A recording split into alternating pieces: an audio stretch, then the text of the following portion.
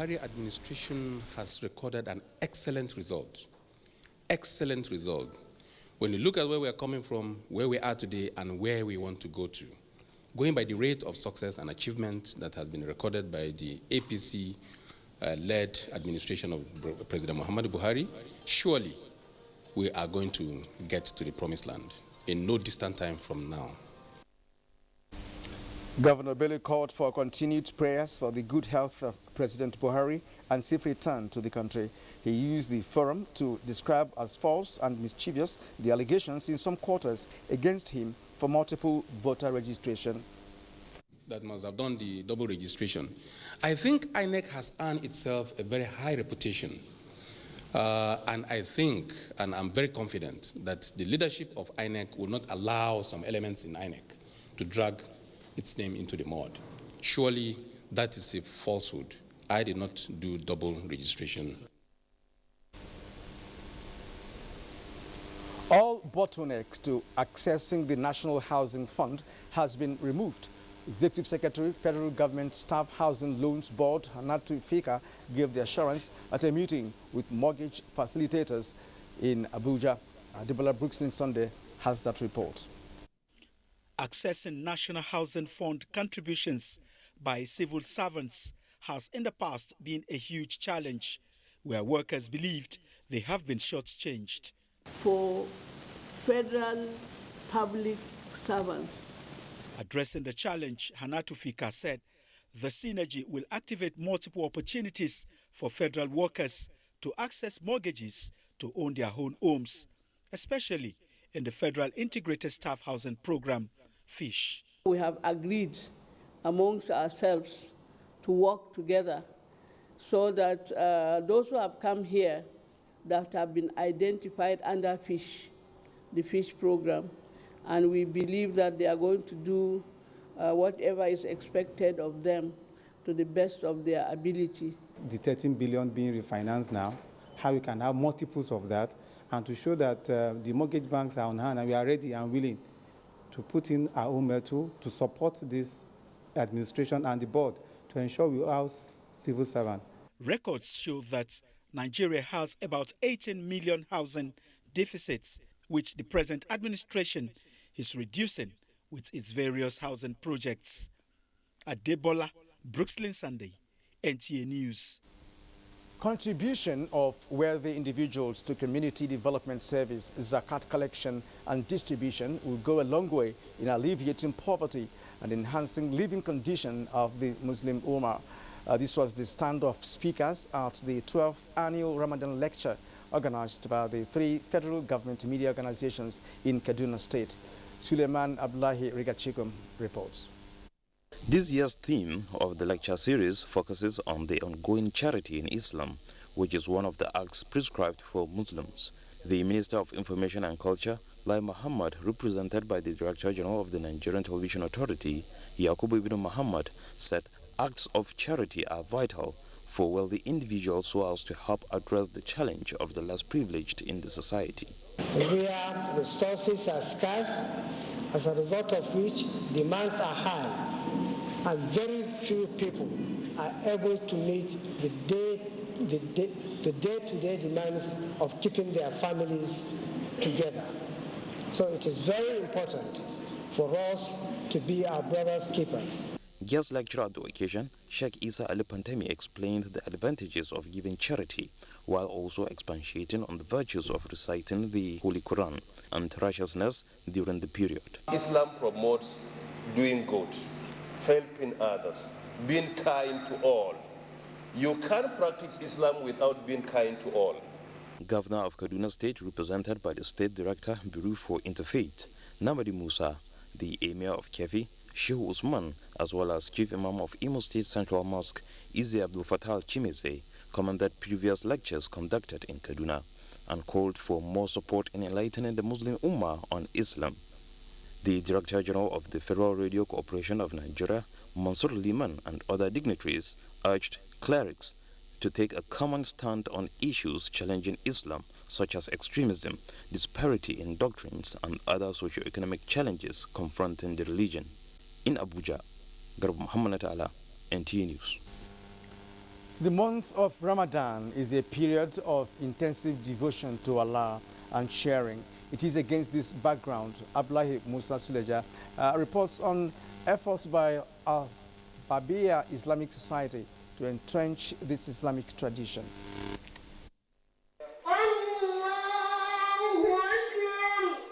In addition to redoubling effort in worship, Muslims are expected to support the less privileged. Islamic scholars say Holy Prophet Muhammad said any Muslim who feeds a fasting Muslim has the same reward as the one who is fed in addition to his or her own. The Al-Habibiyya Islamic Society calls it feeding program Ramadan Food Bank. Alhaji Farouk Suleiman is the chairman of the bank. The driving force is the collection of many of us, including those who don't show up. Some people will bring one bag of rice, some people will pay money into the food bank account, some people will bring cash. If we fear Allah, the most we are keeping, thinking that we'll do a better one tomorrow, it will be better you bring it out and share. Otherwise, you may never ever be able to do it. I feel happy. I feel appreciate. It give me with rice, kunu, chichi, everything I got for this Ramadan. The feeding program continues to the end of Ramadan. Abdullahi Musa Suleja, NTA News. The holy month of Ramadan is a period when Muslims the world over rekindle their faith and work together, especially on issues facing the Ummah and Islam. Zunu Missionary Director of NASFAT in Ogun State, Abdul Latif Bello, gave the reminder in Abuja at this year's special Ramadan lecture by Nasrullahi Lahifati Society of Nigeria, NASFAT. Salihu Abdullahi reports. Abdul Latif Bello, who is the guest lecturer, observes that challenges of recession, unemployment, and insecurity in Nigeria are destined by Almighty Allah to test the faith of both leaders and the followers. Taking his lecture from Quran 94 verse 6 and in line with the theme, Inna Malil Usri Yusra, that is, verily with every difficulty there is relief, Bello said, hard times never last, but faith nourishes the soul.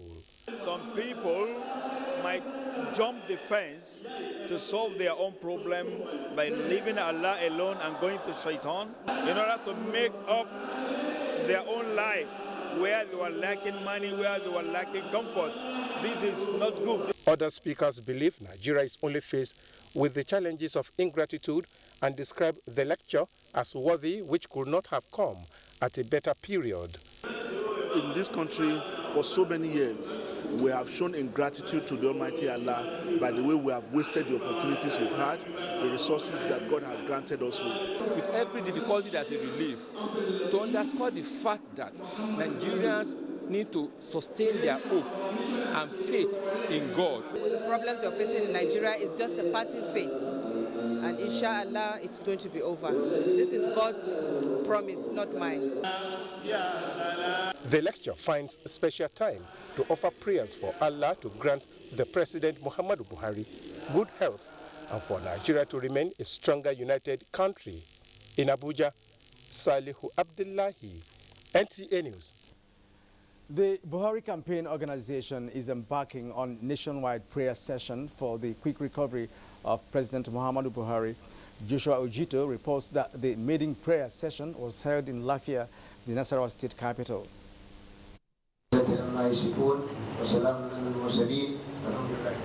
One after the other, they all made their supplications known to God Almighty for the quick recovery and safe return of President Muhammadu Buhari back to the country.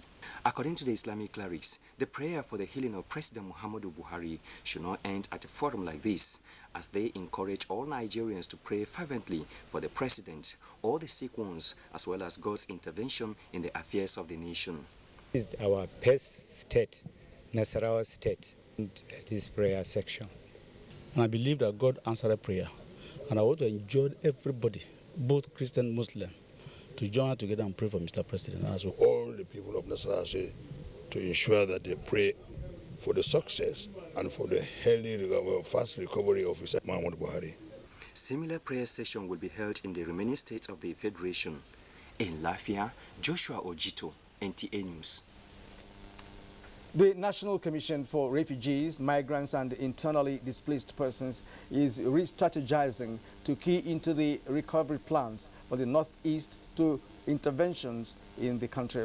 Federal Commissioner of the Commission said this while donating relief materials to the internally displaced persons at the Durumi camp in Abuja. Ado Admo also completes the story. Durumi camp, located at Area 1 Garki, Abuja, currently houses over 2,500 IDPs who are victims of insurgency from the Northeast. The National Commission for Refugees, Migrants and Internally Displaced Persons was at the camp in an effort to support and ensure lasting solutions are found for vulnerable persons. The Federal Commissioner, Hajia Sadia Umar Farouk, said the Commission, apart from working to address the immediate needs of IDPs, is also focusing on economic empowerment. We are planning towards bringing SACA to you people. This is the first phase of our intervention, and we hope to do more in the very near future. The IDPs are not only grateful for the intervention, but also seek more support to address what they describe as present challenges in the camp. I would appreciate if your commission will go out of its way to seek or collaborate with financial houses to make sure that IDPs that have been trained are given financial empowerment so that they can be self-employed. The items donated include foodstuff, beddings, hospital consumables, detergents, schools materials, among others. In Abuja, Ado Ademo Also, NTA News. Following last Tuesday's fracas between the Nigerian police and the Navy in Calabar, the police authority is to set up an independent committee of inquiry to investigate the root cause of the matter. The Deputy Inspector General of Police in charge of training and capacity development, Mr. Emmanuel Inyang, said this during a fact-finding visit to Akim Division of the police force in Calabar. Budi Eban reports. The visit, which was at the instance of the Inspector General of Police, Mr. Ibrahim Idris, took the DIG around the affected troubled areas in the division, accompanied by the State Commissioner of Police, Mr. Hafiz Mohammed Inua, and the Commander, NNS Victory Commodore Jibril. Addressing the men and officers of the division, the DIG pledged that the culprits at the end of the investigation will be punished in accordance with the provisions of the law. The relationship has been cordial among all the agencies, the Army, the Navy, the Air Force, paramilitary agencies, and I implore you to try to live together in harmony. The Commander NNS Victory, Commodore Jibril, described the incident as unfortunate and expressed condolence to the Nigerian police. This issue will be looked into critically on both sides. There will be investigations, independent investigations, and I would also want to tell you that ours has already started in the headquarters. The DIG visited the victims at the police and Navy hospitals in Calabar. In Calabar, Bodi Akpan, NTA News. All right, you can watch this news live online via the NTA mobile app, which you can download on your Android device at the Google Play Store or at the Apple Store if you use devices with iOS. This is Weekend File on the network service of the NTA. Now to the business of tonight. It is believed that a diversified economy opens the doors for providing the goods and services that growing societies need. Experts say that a diversified economy is flexible, and as the business networks grow and expand in such an environment, they create additional rooms for similar businesses to find a niche within the economy that needs to be filled. And this will help protect the economic viability of industries and prevent massive layoff and sharp decline in property values, as well as create a sustainable cycle of economic activity where businesses continually feed one another and grow larger as the economy grows. Stay with us tonight on the program. Next, we have reports from across the country, and our conversation segment will also be coming your way in the program. This is Weekend File, and the issue on our desk is the gains of economic diversification in Nigeria. Stay with us, and I'll be back very shortly.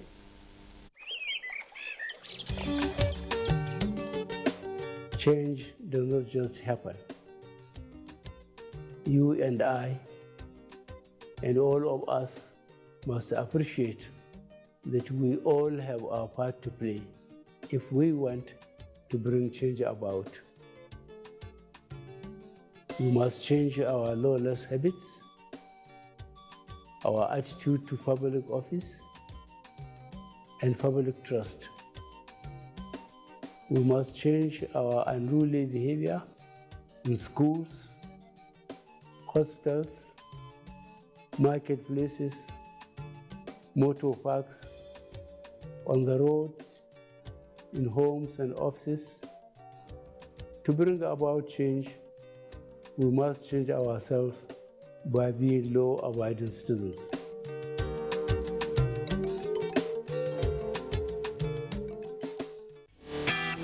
I can't believe she just rejected me and my camera.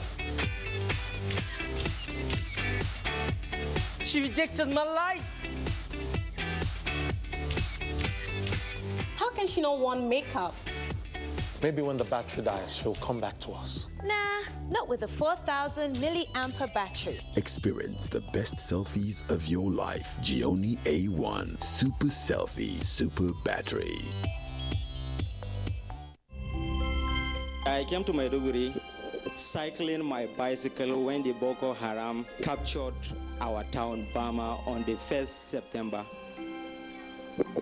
I came to Maiduguri with nothing but my rosary and my GSM phone, and the bicycle I came with only my NYC certificates, everything, my shop, my house were razed down by the Boko Haram. I became a destitute, an IDP living in the IDP's camp. Thanks to Mr. President Muhammadu Buhari, with N-Power now, at least I feed my family and also have some savings.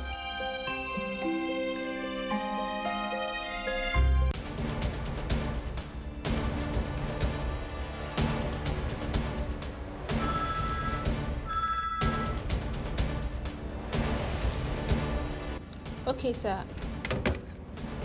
You may now go in for your interview. Thank you. Ah, my shoe. And to think I just bought this very expensive foreign shoe 2 months ago. So sorry about your shoes. This is why I advise my friends to always patronize made in Nigeria products. See this shoe. It's made in Nigeria, and I've had it for 2 years, and it's still as good as the day I bought it. Made in Nigeria products are good quality, and stringent government regulations and certification now mean that goods made in Nigeria meet international standards. Make the patriotic choice today. Buy right. Buy Made in Nigeria. This is a public service announcement brought to you by NTA.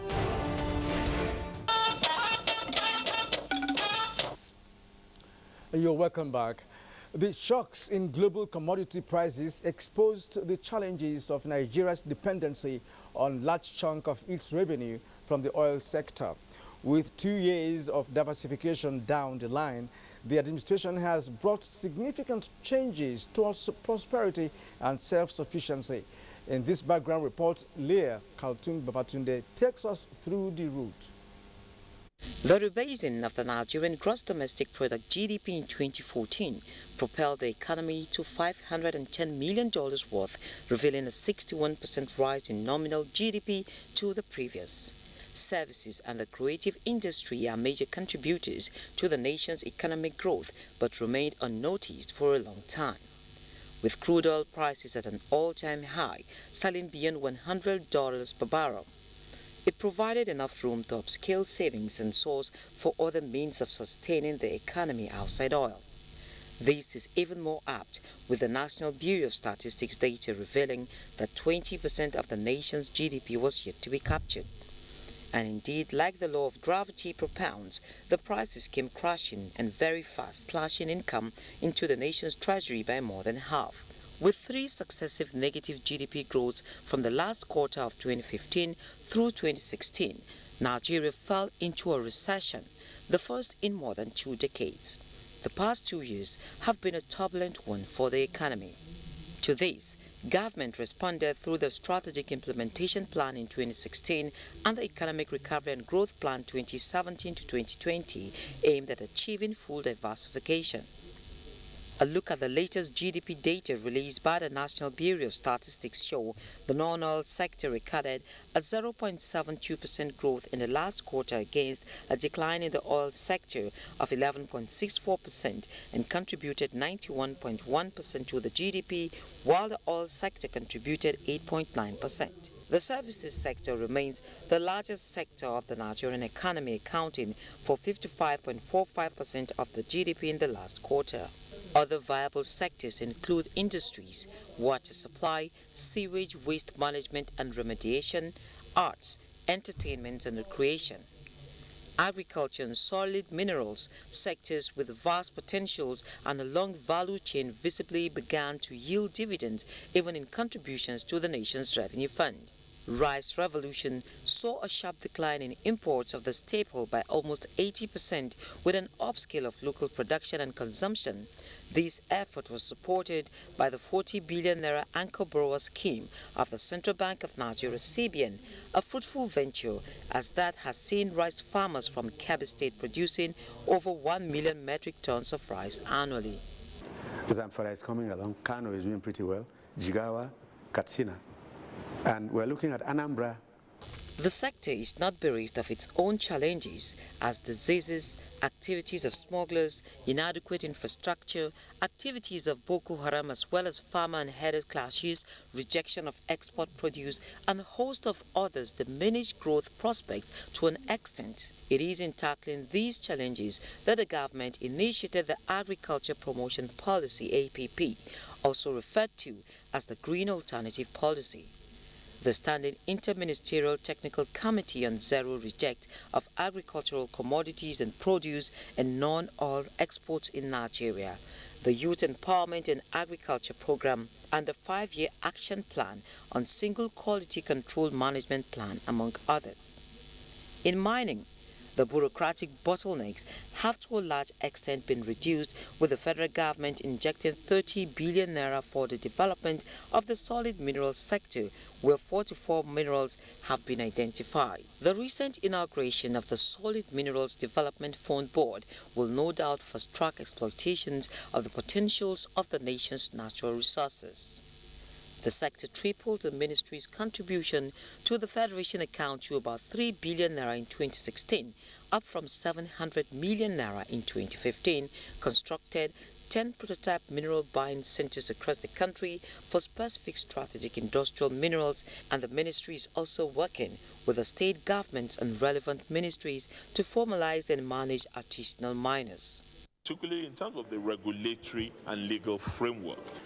Finally, to ensure that we make resources available to players in this sector, because it's a capital-intensive sector. However, the sector is still in need of more commitment to bring out its full potentials. The Economic Recovery and Growth Plan, ERGP, government's 4-year plan to revamp the economy and stimulate growth, was recently launched, a complete document of diversification. It's important that every step of the way we consult, get a feedback. Where adjustments have to be made, we make those adjustments every step of the way. With Nigeria's that's Leah Khartoum Babatunde there with a detailed analysis of what government has been able to do in the diversification efforts. Now, stakeholders who praise government's policy of diversification into the non-oil sector are optimistic that more gains will accrue to the economy from helping small-scale businesses to thrive. Tina Toro reports from Kaduna. The searchlight beamed on solid minerals, agriculture, among other sectors, as areas to harness for economic prosperity.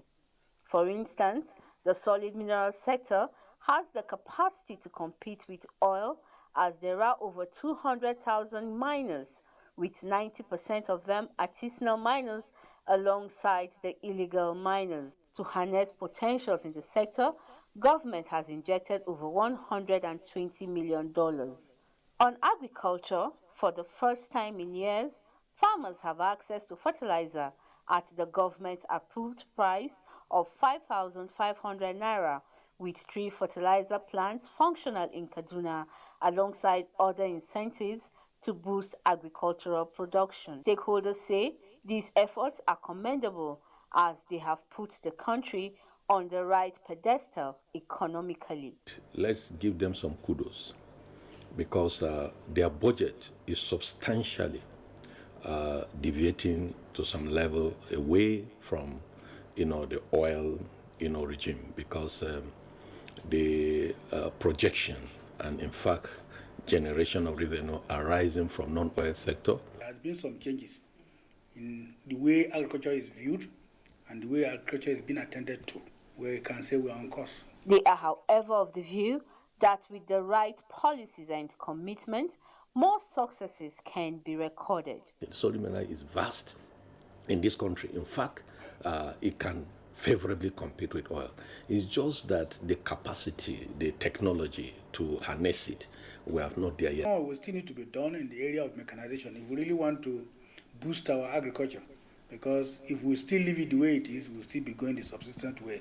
If these sectors are invested in properly, experts say they stand to generate huge employment for the teeming youth and reduce social vices in the country. In Kaduna, Tina Turu, Weekend File. Thank you, Tina. In the southeast geopolitical zone, manufacturing and agriculture, which have taken center stage, are yielding dividends following initiatives by the government and its partners to diversify the nation's sources of revenue. Chinyere Okoye gives us an insight into this situation. With this initiative by the federal government, the need for exploration of other sources of income has become the order of the day, as both government, individuals and organizations embraced this initiative with high expectations. In the southeast, there are currently over 5,000 rice farmers, with many already exporting local rice to neighboring African countries and beyond. Others are also into growing and processing other agricultural commodities.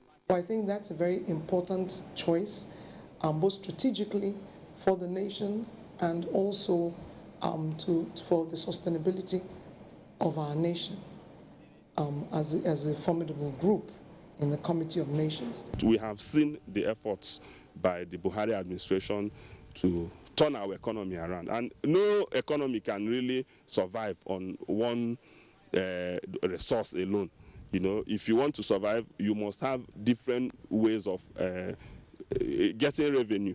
The manufacturing sector also received a boost, with many venturing into it, thereby creating healthy competition, jobs, and increase in revenue. We enacted a law that one-room tailor at the end of every academic year, those people who don't have the aim of furthering their education, employ one person.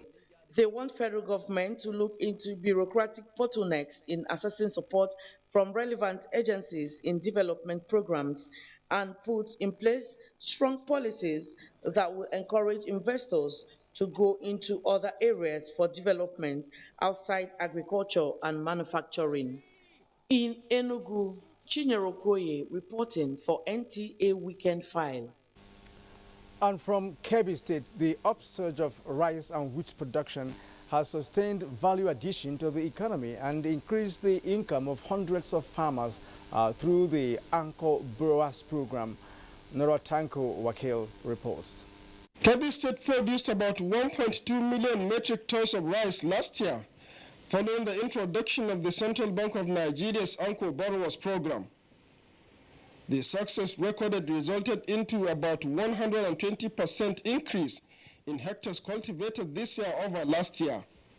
What many call rice revolution started about 2 years ago with the presidential flag-off of the dry season rice and wheat production, and the coming together of various stakeholders with overwhelming promises for a better deal to the farmers. Many were propelled to engage in rice production, hence the successes recorded.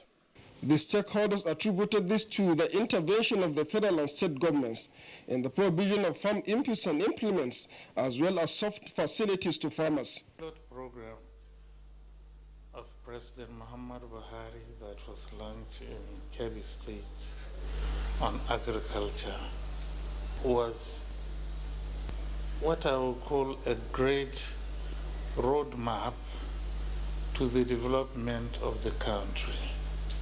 And because of what happened, a lot of people who were not rice farmers before have now joined in. There could be politicians, businessmen, retired and serving civil servants. So that in previous years, farmer would produce like 20, 30, 40 bags. There is no uptaker. But now uptakers are available. Farmers never had it good like now. Previously, the bag of paddy is selling at the rate of 5,000 naira per bag. Now it reaches up to 2,000 naira per bag. The stakeholders said the increase in the production capacity has a multiplier effect on the economy, including partnership between states. The sustenance of the successes recorded in rice production largely depends on government continued support to the farmers, as according to them, they are now into massive production of rice, hence the need for more farm implements as well as inputs. In Birnin Kebbi, Nora Tanko Wakili. All right, thank you from Birnin Kebbi there.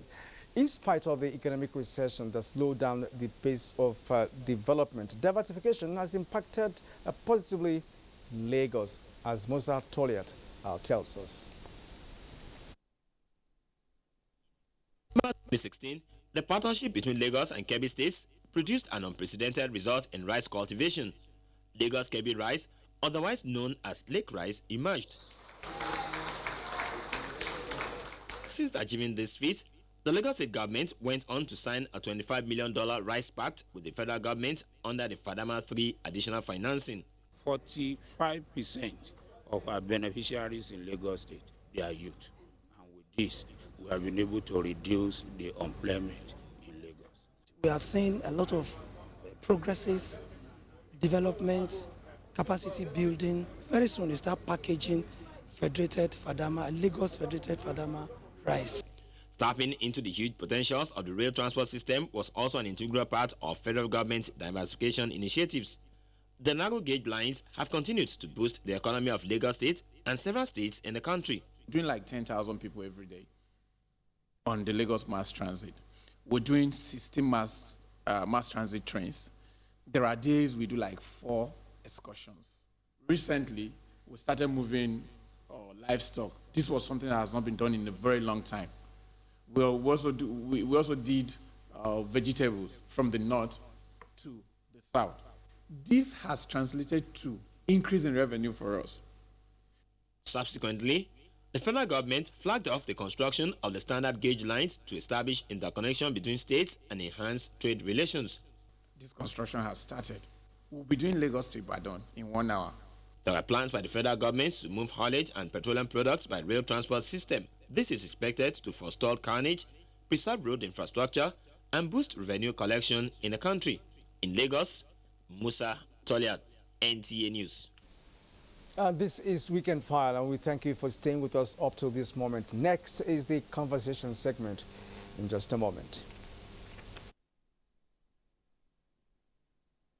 Here's your order. I think this is not exactly what we ordered. I ordered a Coca-Cola Zero. No problem. I can give you 0 calories, 0 sugar, and a great Coca-Cola taste. Here's the Coca-Cola Zero you ordered. Do it again. You still look like you need a Coca-Cola. Why don't you sneak inside your bag?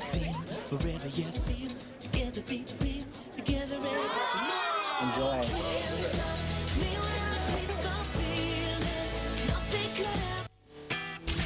I can't believe she just rejected me and my camera. She rejected my lights. How can she not want makeup? Maybe when the battery dies, she'll come back to us. Nah, not with a 4,000 milliampere battery. Experience the best selfies of your life. Gioni A1 Super Selfie Super Battery. The Administrative Staff College of Nigeria, in collaboration with the University of Lagos UNILAG, invite application from suitable qualified candidates from admission into the PGDPA 38 2017-2018 session. Course title: Postgraduate Diploma in Public Administration. Expected participants: applicants with the following qualifications should apply: first degree or higher national diploma from recognized universities or polytechnics, professional qualifications such as ACA, ACCA, CIS, or other equivalent. Applicants from the armed forces with PSC, Past Staff College or its equivalent. Date October 2017 to June 2018. Venue Ascon Topo Badagry, Lagos. Course fee 207,000 naira. Accommodation exclusive. For inquiries, please contact Dr. Abdul Haruna, Head of Department on 0806305078. Mr. J.B. Aremu, Course Registrar on 0803-370-3167. Announcer, Director General, Ascom.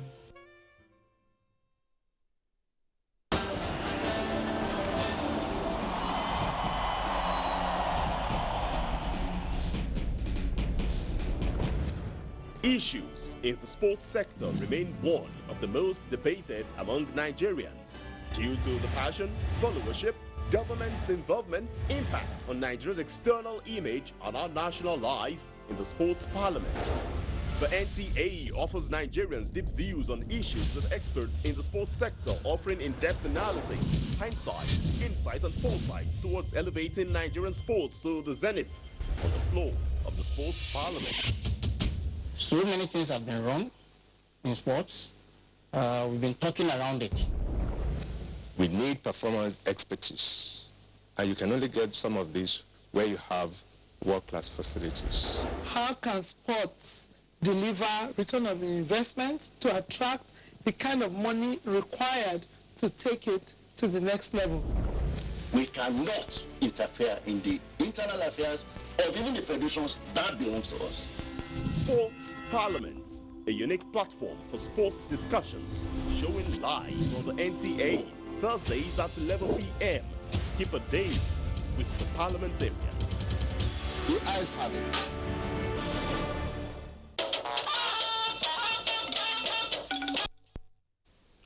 And with me now in the studio is our guest for tonight, Professor Abba Gambo. He is a development expert.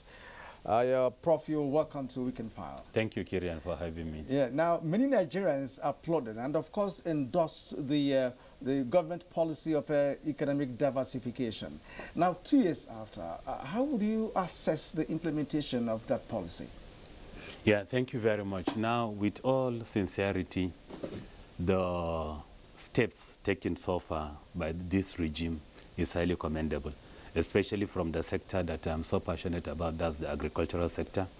And I also happen to be among the few people that were at the planning stage with the Governors Forum, were the ones that did the concept notes for rice, the ban on rice production. Now, what we actually saw, Kirian, at the beginning that we found different from other regimes is the sheer political will from the major actors. The Vice President as the head of the National Economic Council, the chairman of the Governors Forum, Governor of Zamfara and other governors, there is a kind of zeal and enthusiasm to have it right this time around, and that was what kept us working. So when we said we want to ban the importation of rice at so date, then we sat down and we said, what is the present status of rice production? We found out that Nigeria needs about 5.4 million metric tons of rice per annum. But then at the present, most especially last year, we're just producing about 3 million metric tons. So if you're going to ban it, what is going to happen to the 2.4 million metric tons? That is the gap. So we now went to the drawing board and we said, how can we fill up the gap? And that was when the issue of getting high-yielding varieties of rice into the country, doing rice twice a year instead of just one during the rainy season. So we said we have to do massive rice production in the dry season and also in the rainy season as well. And the Anchor Borrowers Program, initiated by the Central Bank of Nigeria, where they put about 40 billion naira to go, was a big input for all that we've done. Now, just last year alone, when we started, we've now added additional 1 million metric tons. So Nigeria can now beat her chest and say, we are almost there. Now we can boast of producing up to 4.5 approximately million metric tons of rice. So by next year, I'm sure Now the rainy season rice is going to start by next year. Honestly, Nigeria can be able to sustain herself as far as rice production is concerned. Oh yes, there's a tremendous impact in rice production actually, but there are also other areas in the agricultural sector. You know, when we talk about value addition, we just can't just be eating rice. We have other aspects that will, that will require value addition and all of that. But let me not continue with this rice issue, because already an impact has been made. And that's noticeable. Yes, Now, you know, the sector has not actually, that's the agricultural sector, kept up with the population growth. That is the reason for focusing on agriculture in the first place. What, in your opinion, has been done positively, apart from this rice issue, to stimulate this sector? Yeah, another thing is the N-Power, whereby you have youths now to be targeted into agriculture, is making impact in most of the states. The graduate apprenticeship schemes in most of the states. And then by the time, not at the federal level, when you look at individual states, then you know that impacts are being made. Now, let me just give you a very practical example. Benue State happens to be the major producers of citrus, oranges, in the country. So what we are saying is, if you want the industry to be self-sustaining, now the horticultural industry, whereby you can have oranges all year round, you have to add value. And value addition has to come in through assessing the oranges that are being produced into a better form. So if you're now going to subject the oranges to juice, to whatever, by the time you follow the industrial lines, the orange peels, when you peel, you don't throw away. So you now have an industry that will take the peel to make insecticides, organic fertilizer, etc. So another set of workers are being made. Then the seed that is being removed to form the juice, the seeds can now be compressed and formed into organic fertilizer as well. Or it can even be incorporated into livestock feed, etc. Then at the tail end, you now have the value chain moving. Exactly. Just in 2015, Kirian, Nigerians consumed 500 million liters of assorted juices. 500 million liters. And we found out that about 99% of all the liters that were consumed were actually imported. So, and then when you now move around the country, you see fruits all around being wasted. So what you are saying is, if you really want to make the impact, you have to now get agro-processing plants. Exactly. They will mop up the youths. They will now ginger the production. If I am sure that all the oranges I produce are going to be mopped up, you see, then I can be encouraged to grow more. And then as you're opening the industries, you also bring in major stakeholders, and that is going to boost the economy. Yeah, yes, because we're just 2 years into this. You know, yes. If you do that for 4 years, definitely. Of course, the impact will be huge. Yep. Now, a healthy economy contains a mix of both small, medium, and large-scale, business enterprises. And what is your assessment of ease of doing business in Nigeria? Because after all said and done, we still need, investors, to come into sectors like the manufacturing sector and other sectors relevant to the economy. Yeah, the issue of investment into the economy is very important, and there is no way Nigeria will have it all alone. You have to get collaborators, you have to get partnership to make sure that you succeed. But now the government has to make the environment conducive for people that will come in. If you're outside, you have $1 billion, you want to come and invest into the country, you must be secured, security-wise. You must be given the piece of land as quickly as possible. So there are indicators to make you work as quickly as possible, comfortably, and government has to give the enabling environment. We are talking of one-stop shop, whereby you just come in, like the Nigerian Investment Promotion Council, NIPC, is the one-stop shop. You come in, you want to do which type of business, the desk officer is there. You want land in which part of the country, they talk to the states, and then you get the land as quickly as possible, and then you start everything. Then the government has to give some tax waivers, what we call holiday tax. When you come in at the beginning, they say, okay, we are not collecting any tax from you this year, exactly. Until we establish. Yeah, that's right. And they said, okay, 90% of your workforce must be indigenous to the country. So wherever you set up a plant, you're actually taking the youths up. Okay, so time is not on our side, but just one question quickly. The solid mineral sector is one sector that has been ignored or neglected over the years. What is being done now? Just in a few seconds. Yeah, Dr. Kayode Fahimi is very passionate about it. I've seen him deliver so many papers, and I think they've also gotten the focus right. What they did was first and foremost to identify where is where. Where do we have gold? Where do we have uranium? So you now have this master plan in your hands, and then they started looking for investors. And now the few investors have started coming in. So you just make the environment conducive for them. You tell Mr. A, go to Sokoto State, you have gold. You tell Mr. B, go to Enugu, you have coal. You tell Mr. D, go to Soso State, you have limestone. So by the time we make the environment conducive for them, they will actually come in, and then they start off as quickly as possible. All right, sir. At this point, I'd like to thank you very, very much, for your contribution to the program tonight. Thank you very much indeed for your time. Thank you, Kirian. And for the information that you have given us. Thank you very much. Yes, thank you indeed. I have been speaking with Professor Abba Gambo, a development expert. Of course, he told us that he participated in, the plan that has led to the success made so far in the diversification efforts. This is Weekend File. I'll be back shortly. National Agency for Food and Drug Administration and Control, NAFDAC, is working to ensure access to safe, good quality essential medicines with the World Health Organization pre-qualification of made in Nigeria pharmaceutical products, stiffer penalties for fake drug offenders with a review of NAFDAC laws, national, regional, and international collaborations, cutting-edge technologies, including the mobile authentication service.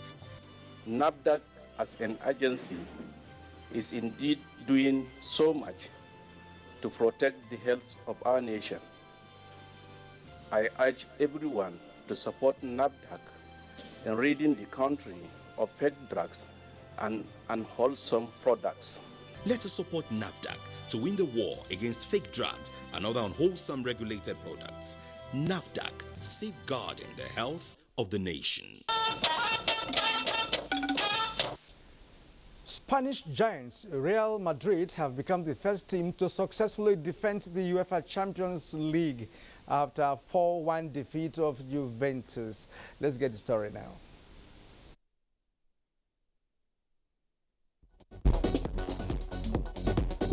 The 39th CBN Senior Open Tennis Championship final began with a toss of a coin by the representative of a sponsor. The men's final saw Abdulmunim Babalola coming from 2 games down in the first set to take the set 6-4 and went on to win the second set 6-3, beating his opponent Joseph Eme to lift the trophy. Compose myself and all that to make sure, I get into the game gradually. So I'll use the experience to overcome him. In the women's final, it was Sarah Adegoke who defeated young Mary Love Edwards in 2 straight sets, 6-1, 6-3. I was a bit nervous, but when I got on the court and started to hit my balls, it just started coming through. But I really appreciate her because she came with her A game. She did really well. The sponsors called on young ones to pick interest in tennis and reiterated their commitment into sponsoring the yearly tournament. They also promised more incentives in the 40th edition. The motivation is to see our sons and daughters smile, and we derive joy in seeing them smile. Meanwhile, the wheelchair tennis players that featured in the 39th Elite Senior Open Championship have appealed for sponsorship to create more opportunity for wheelchair tennis players nationwide to compete frequently. Ex-international and former Super Eagles coach Samson Siasia says a lot needs to be done in terms of youth development program in sports. He said investing more in the youth will create a pool to replace older athletes in the country and prevent a succession gap. He also decried the nation's inability to participate in the just concluded CAF Under-17 Championship in Gabon and the ongoing FIFA Under-20 World Cup in South Korea. It's a good thing. We have to learn from it and try to get back to where we're supposed to be. School sports, these are areas we should be looking at, and we're not doing that. It's not magic. It's a no-brainer. If you don't invest in whatever you're doing, you cannot get anything out of it. With sports update, Adeola Mokivi, NTA News. Now, weather report is next. You join us on the weather segment. I am Yisa Helenway. With the continued influx of moisture into the country, we'll anticipate localized thunderstorms over Yelwa, Sokoto, some parts of the central cities, with rain showers affecting the coastal belts, while the rest of the north, down to the western half, should be in partly cloudy to cloudy conditions. Later on, we'll anticipate localized thunderstorms over the northwest, the high grounds of the central cities, and the southern states. For the maximum temperatures across some selected cities, do stand by.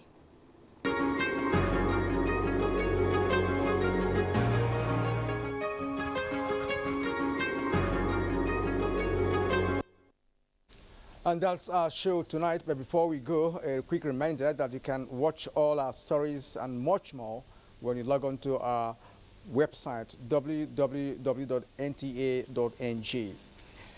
And so that's how we conclude tonight's edition of Weekend File.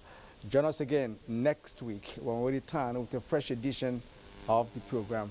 Have a great night rest.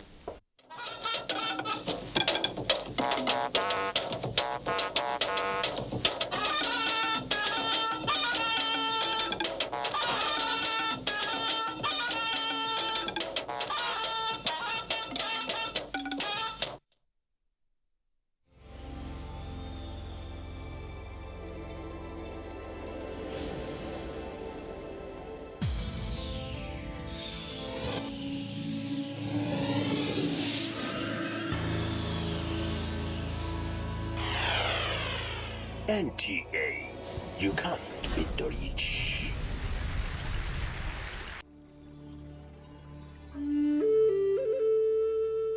There is an epidemic affecting individuals in every community, regardless of age, economic status, gender, race, religion, or nationality. It is called domestic violence.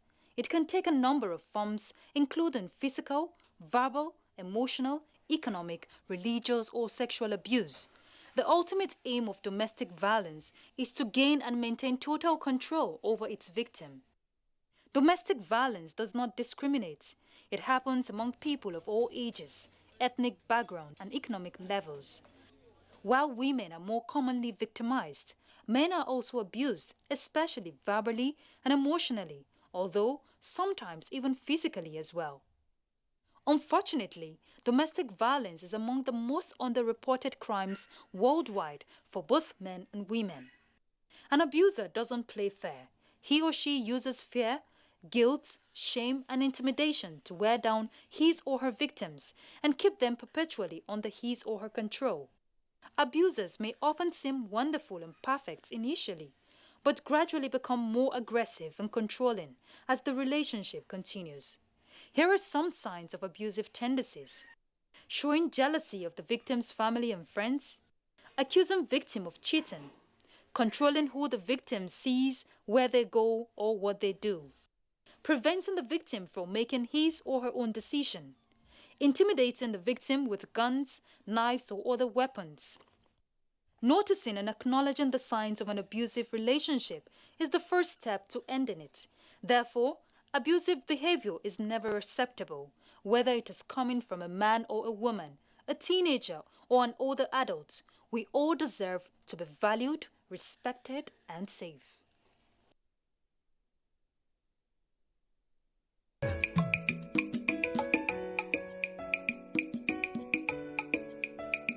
Our programs are getting better and fresher. And it's because we are thinking about you.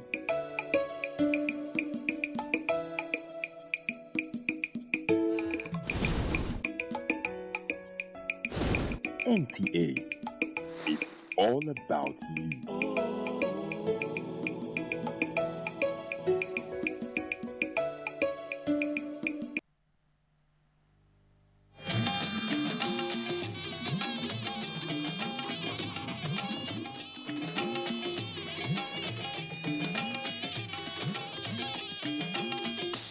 This is the network service of the NTA.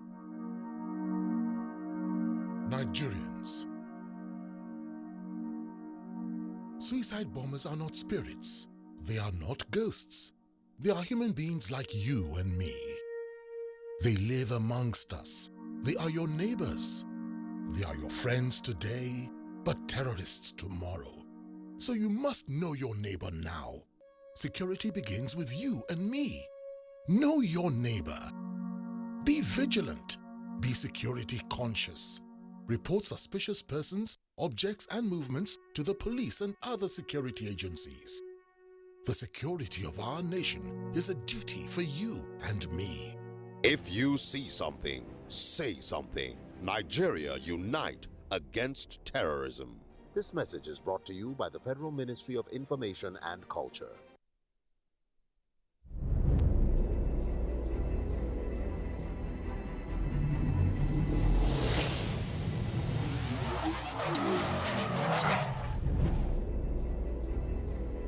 Imagine what will happen if selected intelligent Nigerian youths live together and brainstorm for 60 days with over 200 million eyes watching.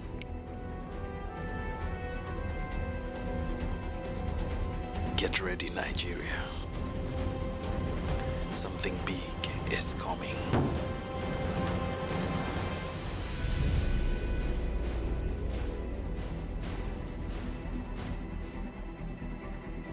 Push.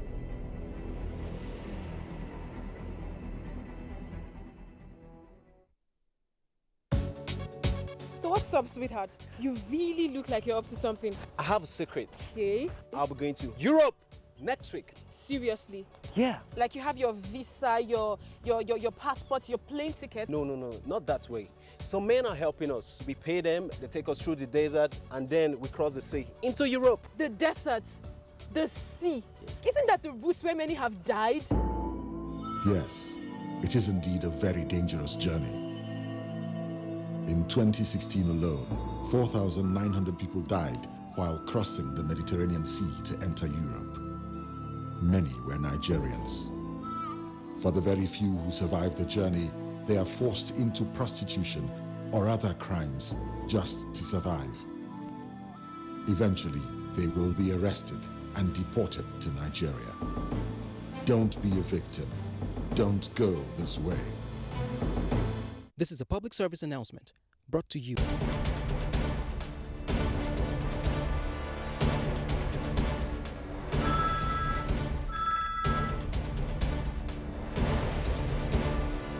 Okay, sir. You may now go in for your interview. Thank you. Ah, my shoe. And to think I just bought this very expensive foreign shoe 2 months ago. So sorry about your shoes. This is why I advise my Nigeria product. See this shoe. It's made in Nigeria and I've had it for 2 years and it's still as good